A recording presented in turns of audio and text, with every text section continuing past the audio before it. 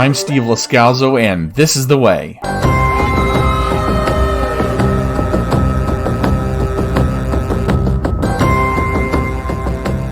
Warning, this podcast contains my first impressions of the latest episode of The Mandalorian, Season 3, Episode 2, Chapter 18, The Mines of Mandalore. Roaring fires, malt beer, red meat off the bone. This, my friend, is the home of my cousin Balin, and they call it a mine. A mine! This is no mine. It's a tomb. Yeah, if there ever was a futuristic entry into the Lord of the Rings universe, I'd believe you if you said this was it. That, dear friends, is not even close to being a slight. There wasn't much to this episode, but I really do think this was a really important episode, and it takes the story in places we've not seen, shows us things I've never thought we'd see, and it was a really enjoyable episode, especially if you like a little romance thrown in with your Star Wars. This is the way. This is the way. This is the way. Don't worry, I will explain what I mean when I say romance in Star Wars. It's not overt. There's just an undercurrent that I think has been building, and I think we're at the point now where a family unit might be forming right in front of our eyes. Let's get to the episode, and maybe the evidence will build, or maybe it won't. Maybe I'm just seeing what I want to see. First, we get the previously on segments, and they've done a great job of setting up context for each episode. And this week, it starts with more from the Book of Boba Fett. I think they really are concerned people didn't watch that show. But if you're watching The Mandalorian, you're probably going to watch the Book of Boba Fett.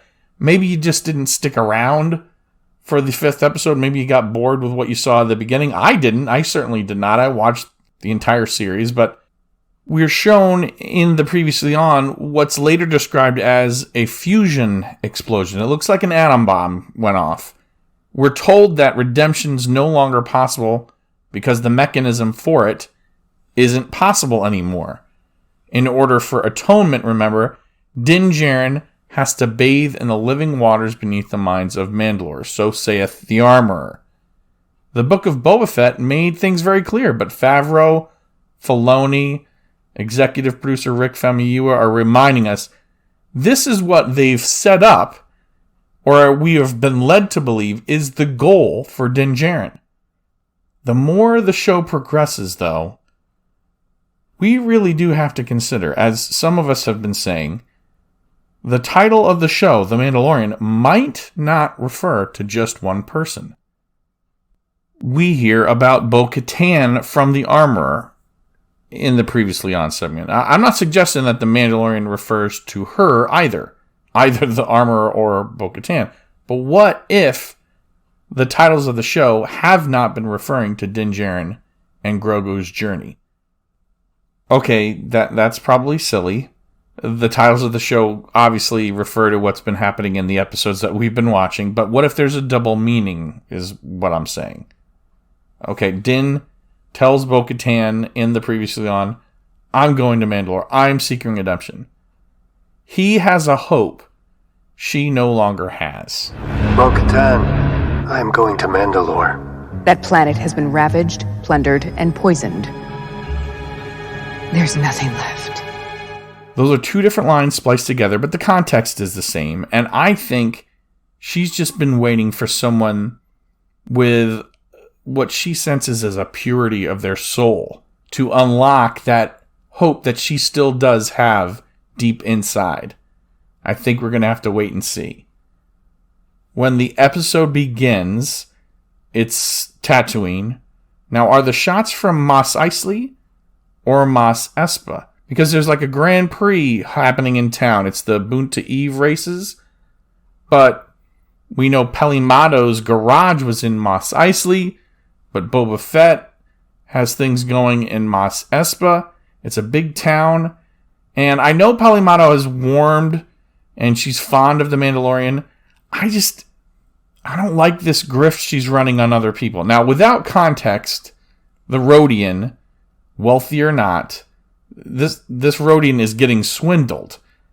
I don't want to root for someone like Pelimato if she's doing this. So it kind of took away from me being glad to see the character.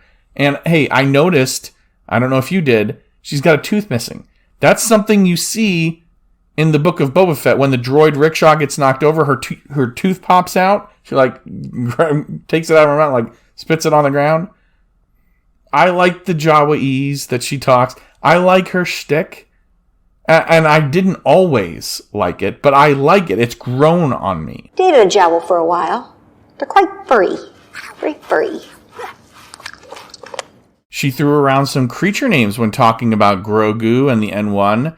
And so I wanted to figure out what this nuzzle shrew was. And 6 days ago, there was an article on a website called The Hindu that mentioned that creature. So that writer actually, I guess, was at the premiere, the 2-episode premiere, and didn't care at all about any possible embargoes. And if you had been reading that article, well, then you had everything basically spoiled for you in episode 2.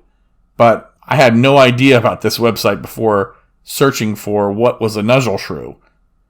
Lurmen, though, we have seen. Those were a creature in the Clone Wars, and they are sentient, and I think they spoke Basic, from what I remember.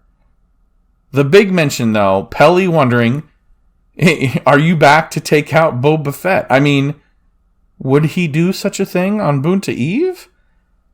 It immediately made me start wondering, why would she bring that up? I'm here on business. Oh, were the Hutts back? You taking out Boba Fett? We hear that she's going to remod the ship to put in an astromech port.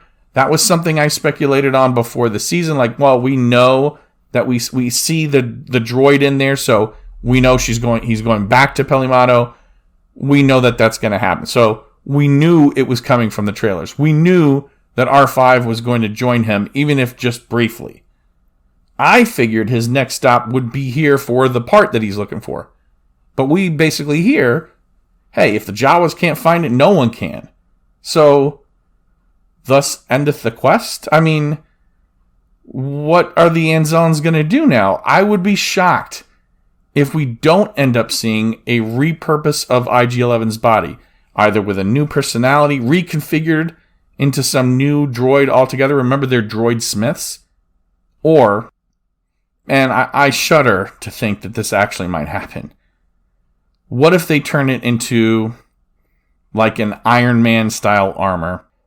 Or like the mechanized beast that we see in this episode? Like, what if it's a mech suit for a small pilot? I am trying to prepare myself for that mentally. So if that happens, right now I'm thinking if that happens, I'll be disappointed. But if it happens and it's cool, then do I change my mind? I'm really struggling with that, but I really feel like that's coming. Where Pelimato is saying the first word stuff, I don't think Grogu said Peli at all. Who taught you how to leap like a lurman, huh? Was that his first word?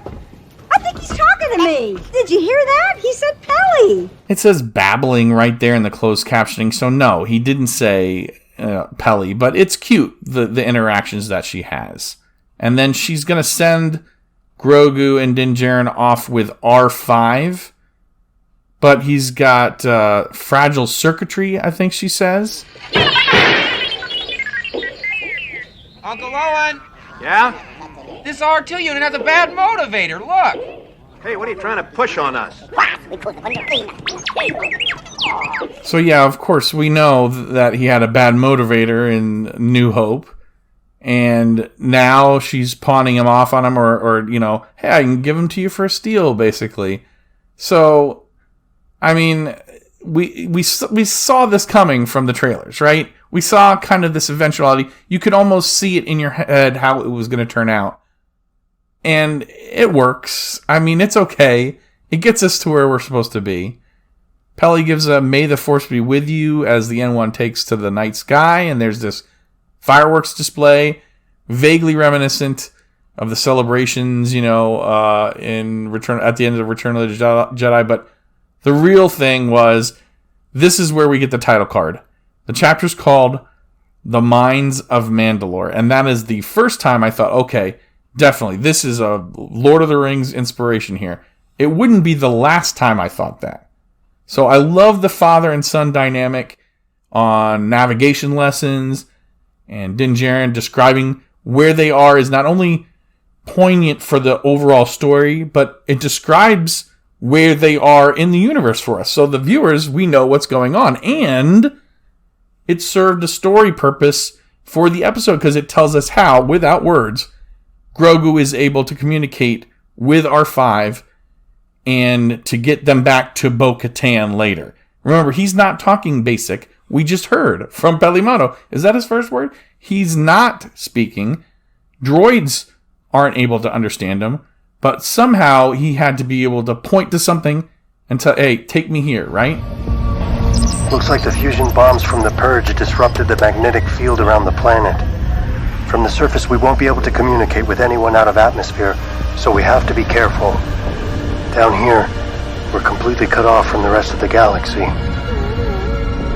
I really appreciate Favreau's efficiency with his lines of dialogue. They're not just thrown in there. They are setting the stakes, establishing the rules we have for the episode.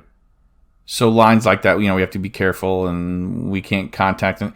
They're all serving a purpose. And I like that there was this little Star Trek-like moment where the droid had to read the atmosphere. I liked that little, nod to kind of start with like, oh, it's breathable, Captain. So that way we don't have to go down in, special suits or anything like that. And in this case, our story can continue. And Din Djarin even says Bo-Katan was right. Just last episode, he was questioning her story to her face. The way the episode was developing, it was kind of setting up an uncomfortable moment and then either building on that or making us relax. So it was a great job of cinematography and a great job of the story beats because it kept me uncomfortable. But I'm just not a fan of thrillers and horror movies as a rule.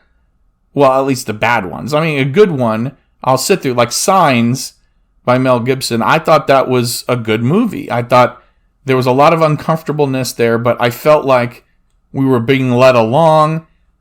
And, I do like happy endings. There's no denying that. But then there are some movies that they're just there to shock you and just there to upset you and jump scares. And this was not the vibe I was getting. There were a couple of vibes I was getting, though.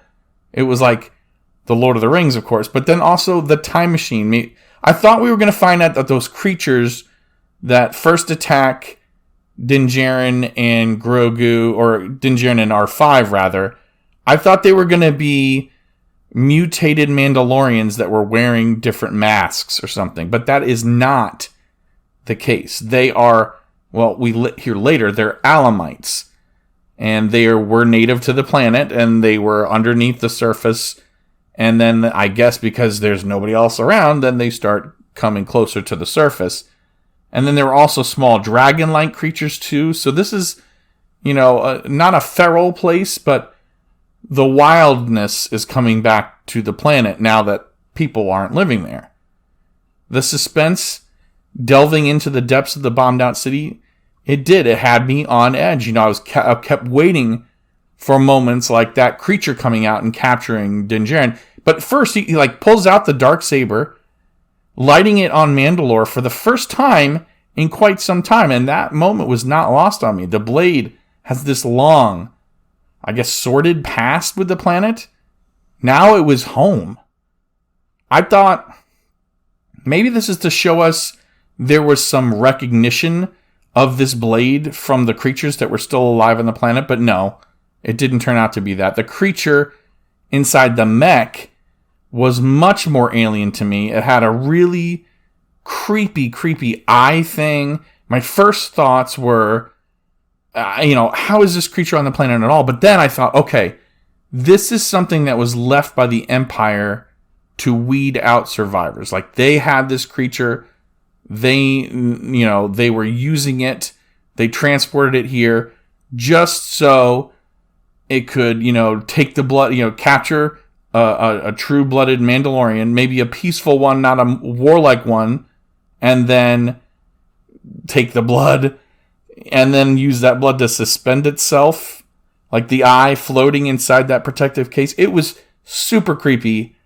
It made me very uncomfortable. I was terrified, even though I knew nothing's going to happen here. Like, the show's not going to end after the second episode of the third season. But that's probably the problem that I had most with the scene was, I know there's no stakes here, but also there's no way Grogu escapes, finds Bo-Katan, and comes back in time for her to rescue him. Sorry, but the time just doesn't work. He should definitely be dead. I mean, it's a huge stretch of disbelief that I'm willfully making based on goodwill the show has already earned from previous episodes. I mean, there's no way that he could have gotten back, but I'm okay with it because the show doesn't do this that often, in my opinion. We checked another scene off from the trailers with Grogu knocking back and attacking Alamite, out of the cave and out of his way. Let's get rid of him once and for all. When we get back to Bo-Katan and she says what she said, I thought she meant she was going to attack the ship, and I was a little bit nervous for little Grogu that he was going to have to suddenly display some piloting prowess. Instead, she just comes out with I thought I told you not to come back. It was awkward in my opinion, but I liked it. Maybe I didn't make myself clear the last time. I want to be left alone.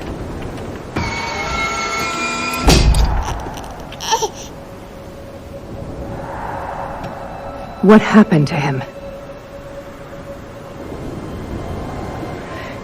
Download the astromech, find out where they were. Not attacking allowed her to display this compassion to Grogu, like, where's your daddy at? She didn't say that, of course. So she takes him and R5 in her ship. I think it's called the Gauntlet. And this is, I think, the ship that we end up seeing in the trailer that is evading TIE fighters on Kalevala. So that's going to have to come later, right? Maybe on the return, she takes them back. And then, we've got to, evade this, what might be the remnants of the First Order. Or I'm not really sure. I have the feeling that the next episode is not going to pick back up where we leave off. I think it's some other people are going to come in, and then we're going to come back to they're chasing Bo-Katan because they think she's got the Darksaber, and that's why those TIE fighters... Anyway, we'll get to that when that episode comes, but I wonder if people noticed when she was going down onto the planet that she had a smile on her face when she was talking about her homeworld and talking about returning. This is a big deal. That's not a small detail, I think. She's showing she's still got feelings. No matter how much we saw her moping in the last episode, there is still this love of her planet. Maybe it's the love of the leadership that she thinks she, deserves. I think it goes with, so she goes in, and then she comes upon the creature. She grapples the Darksaber when she's down on the ground. She wielded it so effortlessly. I thought, this is the moment. This is when we see she is worthy of this blade. Now, after the scene, Djarin reclaims the lightsaber, the Darksaber. So, no, not that at all. But I really felt like that's what we were being led to believe. Not having any idea what was coming, though, meant I had no idea where Din was going to awaken when he passes out. So she could have taken him back to Kalevala, or taken him to the covert, or any number of things. Instead, Bo-Katan not only showed up when she said she didn't want to go, she rescues Djarin, and then she volunteers to stay and show him the way. Oh, she does that in more ways than one, though, right? Doesn't she? She shows him the true way. She tells the stories. But I wonder if people noticed there was no mention of Satine. Not any mention. This is her sister, or at least what we're led to believe was her sister from the Clone Wars. I mean, we were told that in the Clone Wars. She's a former ruler of the planet from the Clone Wars and Rebels. Satine was killed by Maul, a lover of Obi-Wan Kenobi. No mention at all. I mean, what are we doing here? I get it. She hasn't been seen in live action, but is that why? I mean, are we waiting to cast Cate Blanchett in season 4 for a flashback or something? I would have liked to have known him. He was a great man. He died defending Mandalore. This is the way.